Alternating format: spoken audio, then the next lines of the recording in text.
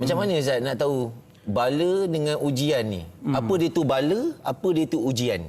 Setiap orang dalam dunia ini, miskin, kaya, masyhur, tidak masyhur, berpangkat atau tidak berpangkat, kesemua itu ketika mana membuatkan orang itu dekat dengan Allah, maka itu nikmat untuk dia. Kita jangan tengok orang, Allah Ta'ala bagi kat dia 3 orang, anak dia cacat. Pernah jumpa tak? 3 cacat. Ada. Ada yang 4 semua cacat. Ada. Kita kata tu dia lah dulu buat teruk sangat. Bukan, belum tentu. Kalau anak dia 3 orang cacat tetapi itu membuatkan dia dekat dengan Allah, maka itu nikmat kepada dia. Allahu Akbar. Bukanlah kemiskinan itu petanda aras bahawa orang itu sedang diazab, sedang dibala oleh Allah, bukan. Ki dia, apa saja keadaan, ketika mana keadaan itu membawa seseorang itu lebih dekat kepada Allah, maka itu adalah nikmat untuk dia. Masya Allah. Sama ada benda itu kecacatan, atau kemalangan, atau kesakitan, atau kemiskinan. Ataupun tak ada orang kenal dia pun. Uwais Al-Qarni orang tak kenal. Makhluk dunia tak kenal. Tidak famous dia, tinggi tak ada pangkat dia, sangat tinggi di sisi Allah. Betul. Kemudian yang kedua, apabila Allah Ta'ala uji, sama ada yang pertama untuk angkat kedudukan. Para Nabi, Rasul, jarang sangat buat kesalahan, tapi Allah uji. Allah uji. Itu untuk angkat kedudukan. Sebab kedudukan dalam syurga tak sama. Seperti mana gaji kita tak sama di dunia ni, ada yang 800,000, ada yang 30,000. Macam itulah dalam syurga tak sama kedudukan. Jadi level dia lah. Sama, dalam syurga pun ada level. Allahu Akbar. Ketika mana seseorang itu diuji oleh Allah, maka itu mengangkat kedudukannya.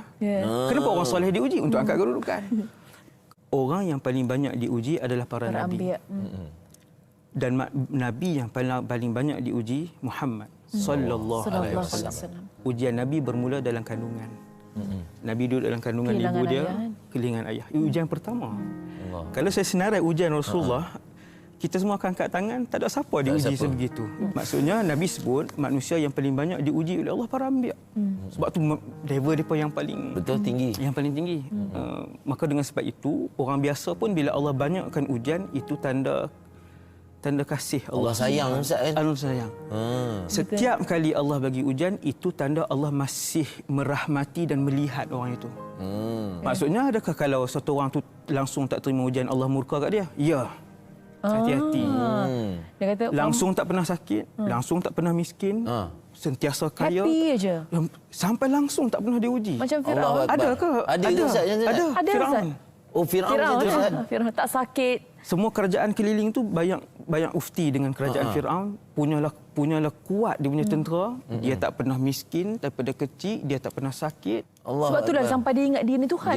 Sebab tu dia isyar diri dia Tuhan dengan kehidupan dia yang mencecah ratusan tahun, berapa ratus tahun umur dia. Sampai dia ingat dia Tuhan sebab tak pernah diuji. Kerana ketika itu Allah sudah tidak peduli kepada dia. Allah tak pernah teringin untuk tarik dia, untuk jentik dia, untuk tarik dia kembali. Hati-hati orang yang semakin tua tetapi semakin jahat.